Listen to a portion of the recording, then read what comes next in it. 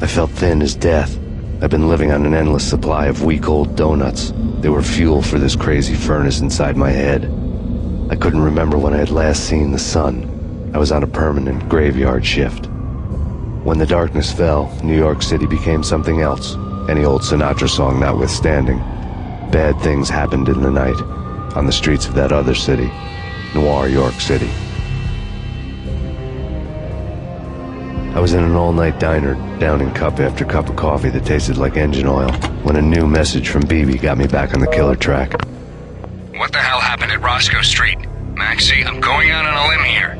We need to talk this through, come up with a plan. 2:30 a.m., the Choir Communications Garage. The more I thought about Alex's murder and the frame-up, the more it felt like an inside job. I should have seen it coming. BB had sold me out, and now he wanted to finish what he'd started. The garage was dead. BB showed up in his tailor-made suit, gold watch, and cufflinks to match, all way beyond a cop's pay. Maxie. Oozing suave charm, he was guilty as hell. What the hell does BB stand for anyway? Backstabbing bastard? Come on, don't be like that. Have a cigar. I don't smoke. Maxie, you have no idea how big this is. It's huge. You have no idea. I think I do. You're a bribe-taking bent cop who sold out his partner. Those mobsters in the subway were a dead giveaway. Hard to miss. Bet it was exactly like this with Alex. Up close and personal. You can't win this one, Max. No, but I can make damn sure none of you do either. BB turned out to be another cardboard cutout bad guy.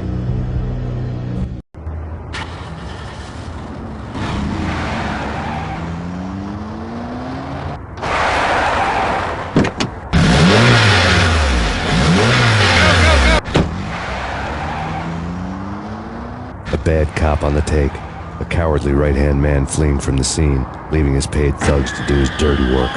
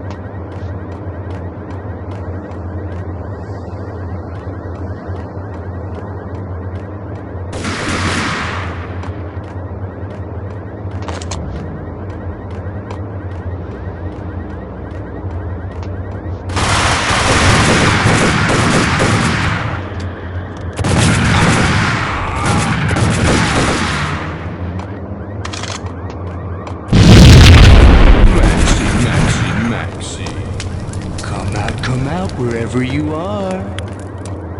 You know, I really hate people who refuse to see the inevitable. Refuse to do the smart thing.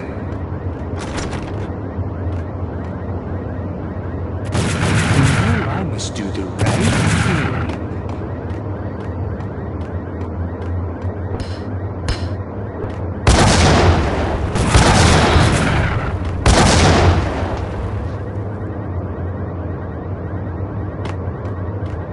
The payphone started to ring.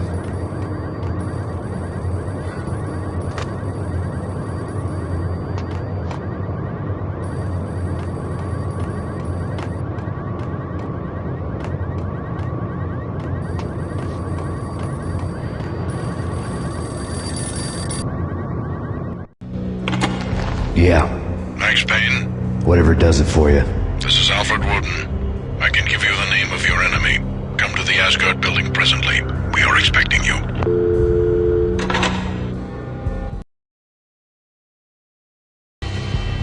Woden was waiting for me on the steps of the old building. Mr. Payne, let's go inside. The others are anxious to begin. The others? Despite the general misconception, this building actually predates the City Hall by 2 years, thus being the oldest municipal building still in use here at the foot of the Brooklyn Bridge. No kidding. The old man played tour guide as he led me through a dark domed hall. The answers I was after loomed large ahead. Mr. Payne, I would like to introduce you to my colleagues in what we call the Inner Circle. You've been watching too much X-Files. You have seen the files on Project Valhalla. We can fill the gaps, provide you with the information missing from those files. We were all involved in the early stages of the project during the Gulf War. What's the catch? We would very much like to blow this thing wide open, but our hands are tied. Her name is Nicole Horn. She was the key figure in Project Valhalla. When the funding was discontinued, she simply refused to quit. She knew exactly what she had in her hands. Nicole Horn is the president of Acer Corporation. She has more than half the city in her pocket. This must be kept under wraps. If you try to go public with this, we will deny any knowledge. We need you to take her out. Afterwards, we can protect you. Make all the charges go away. That was the cue for the killer suits to kick in the doors and swarm inside.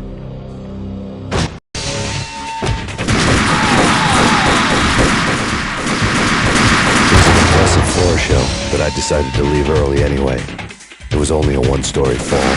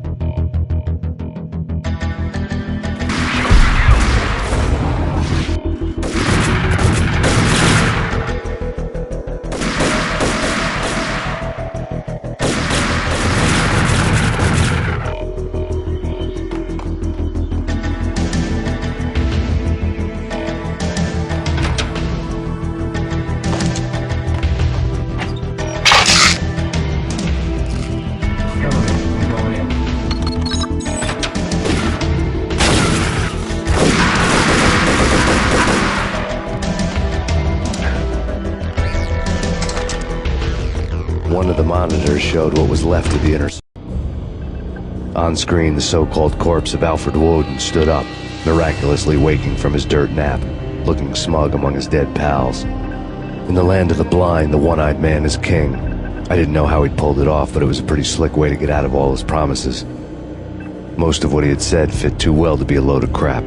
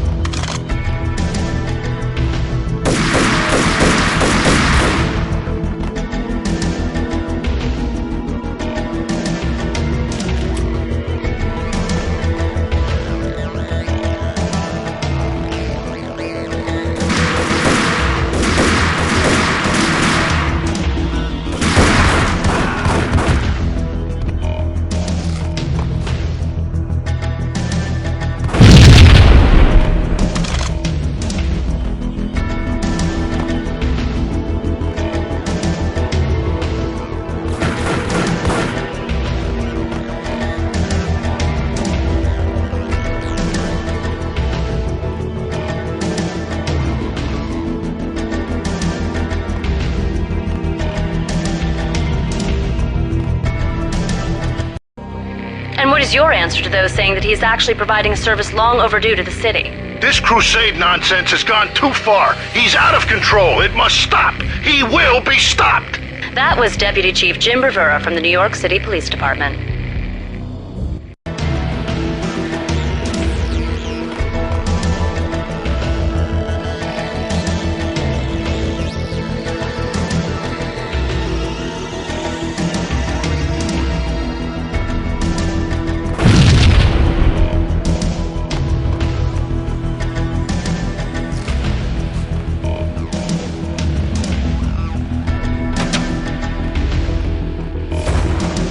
Damages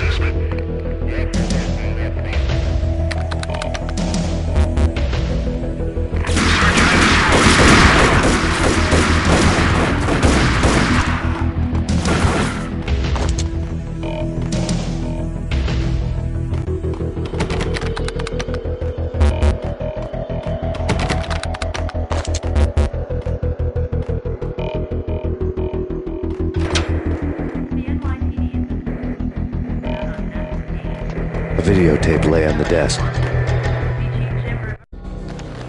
Nicole Horn had blackmailed the Inner Circle into silence. The tape came with a curt extortion note on a piece of expensive paper. I remembered Candy Dawn taping her clients in action on the side, selling the tapes to the highest bidder. I was sure that kinky sex was nowhere near Alfred Woden's worst sin. But I had a feeling that when this was over, any collateral would come in handy. Woden had left me a present. Woden had taken care of my mission preps with military precision. The critical areas in the Acer Corporation headquarters blueprints were circled in red. The president's office was at the top of the building, right below her penthouse suite. The elevators were controlled by a security computer, part of the mainframe located underground below the building. The high-rise was sealed as tight as a sci-fi fortress.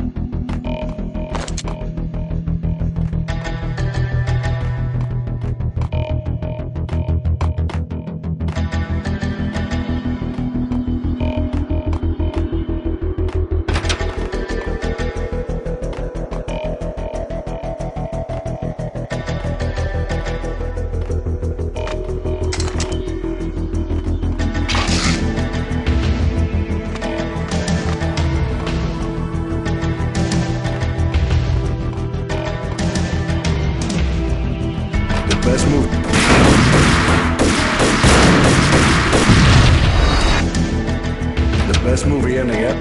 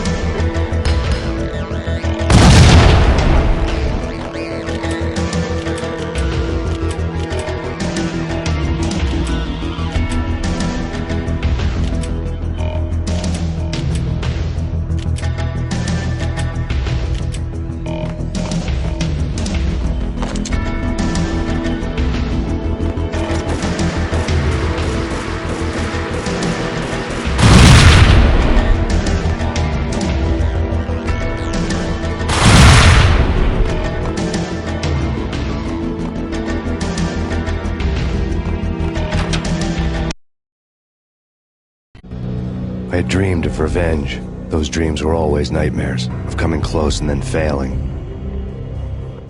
Now I was close. I had a name to guide me, Nicole Horn. I had nothing to lose.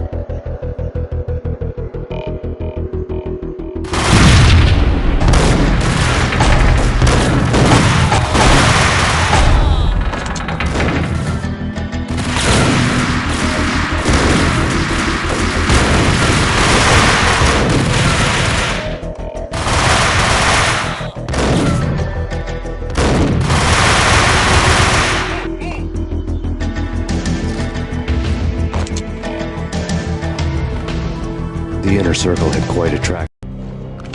Project Valhalla had not been the only thing the Inner Circle had been involved in. There were rows of cabinets full of files. The Serpentine Secret Society went back a long way, always pulling strings from the shadows. I couldn't say I was sorry. Woden's move in some Byzantine power game had cut the Circle's membership roster to 1. The old man wanted me on cleanup duty. It was my mess, too.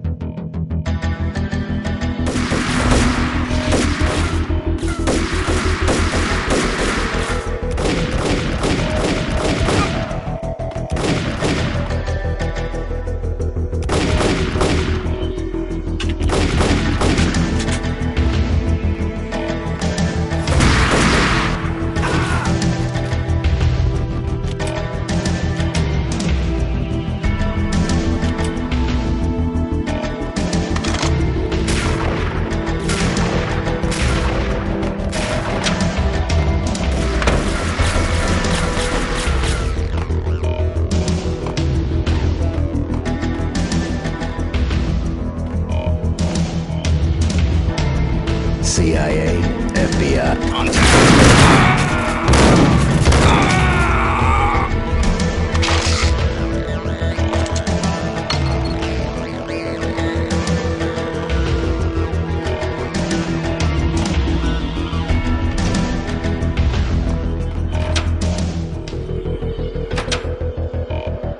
Take him down. Shoot to kill. Let's finish this.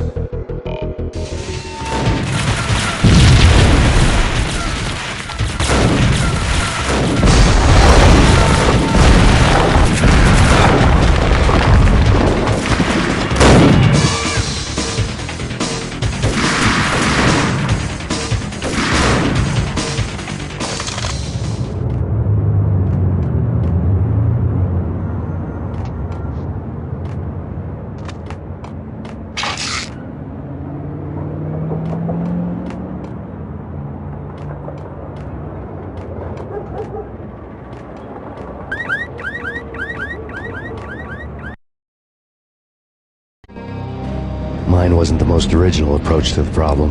It wasn't as if it hadn't all been done before. An eye for an eye, the first principle of revenge. Old as dirt, still going strong. The cardinal rule in going after someone with an intention to kill was not to make it personal, which it almost always ended up being anyway. It did with me. I took my time, cruising around the city in the snow. There was no hurry. I knew what I had to do now. I took my time, thinking about it, building up the rage. When I was ready, I parked the stolen wheels at the front entrance of the Acer Corporation headquarters. Got out, got in, got cracking. I had a bullet with Nicole Horn's name on it. I had 10,000 bullets with the Hag's name on them. She had ultra-high-tech security systems, enough mercenaries and weaponry to start World War III. There was no fear.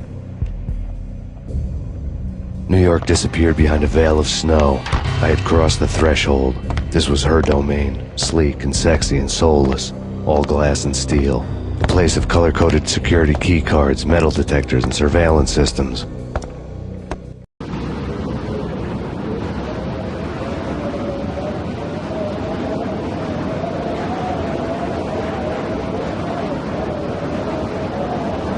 Colder than a walk-in fridge. Cold as a gun.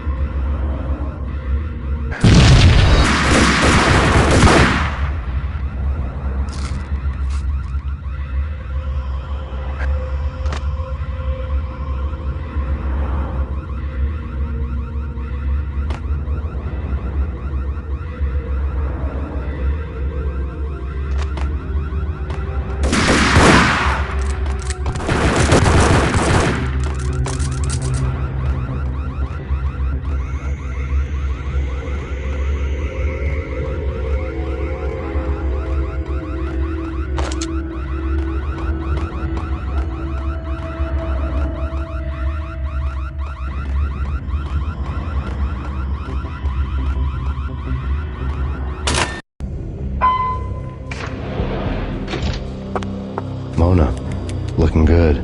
Max, we gotta stop meeting like this. It will be a cold day in hell before I let a narc cop stop me. Miss Sachs, do your job. Relax, Max. You're a nice guy. I don't kill nice guys. You're not bad yourself.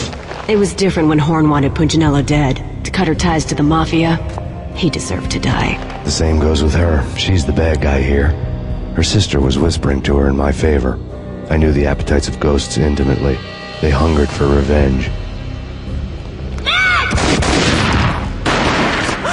No! A gunshot boomed and she fell down in slow motion. She was a nice girl. Not really a stone-cold killer. And now she was stone-cold dead. Like religious fanatics or loyal samurai, Horn's private army was coming at me. Request assistance.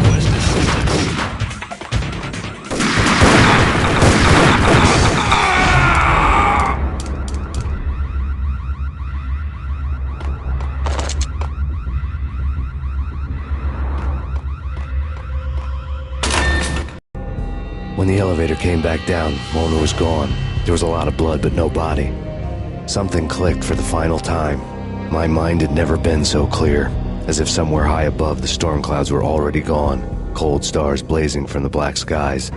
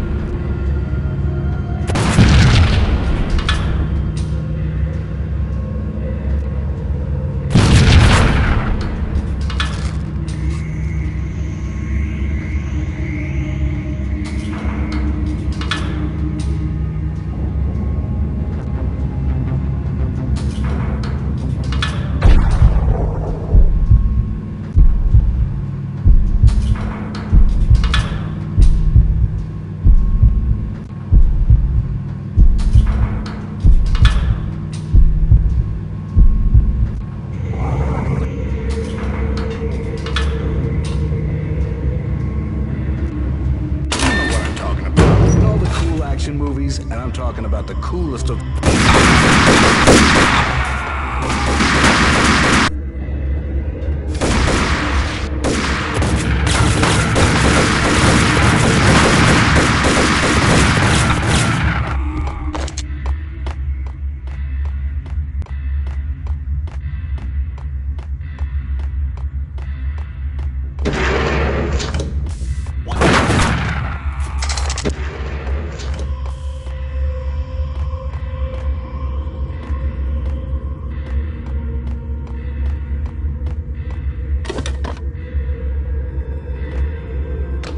I had elevator access to the mainframe. From there, I'd be able to override the security locks and get to her office.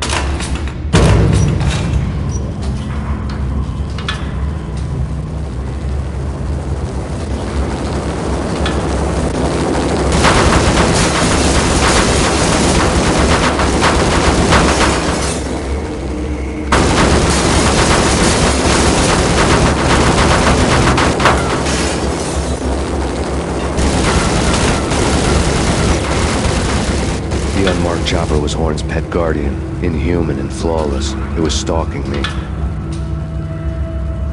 hate to be stereotyped. I'm not a cold-blooded killer. I'm a night. Hey! Kill the bastard! Kill the bastard! Wife, I have 2 boys I'm very proud of. You just have to make the ends meet. And if that means I have to shoot someone now...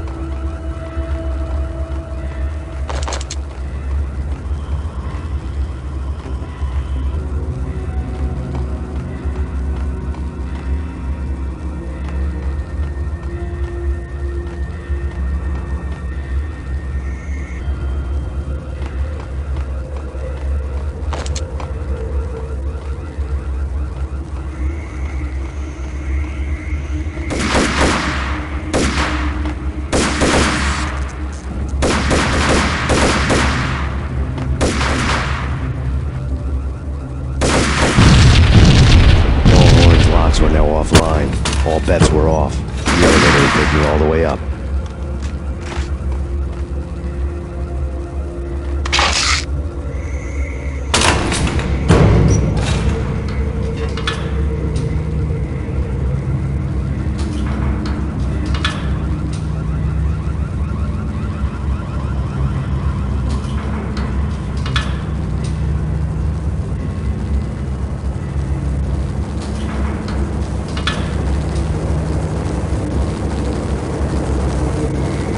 Seen from this height, the night seemed to stretch on to eternity.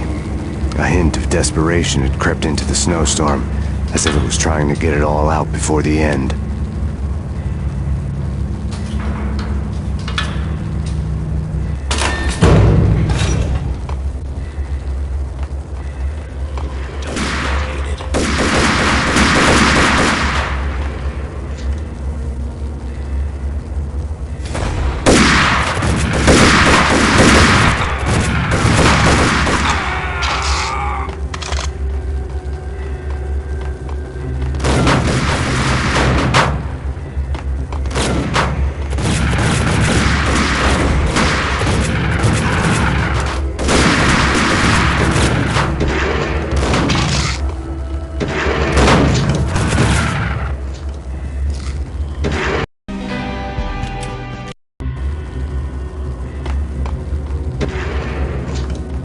Horn's personal computer was on. Next to the printer was a neat stack of expensive paper. Hacking through Horn's computer would have unearthed files of criminal plans, strategies for world domination, spy helicopter reports, illegal wiretap recordings, internet porno, all of the above. Take your pick. I really didn't care anymore. I had seen too much of it already.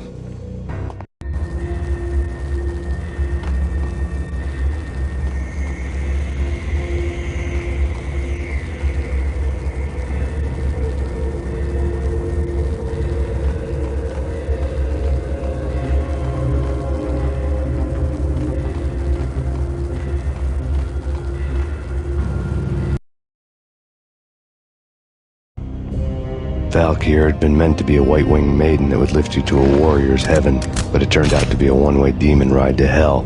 The devil was in the drug. I knew. I had met him.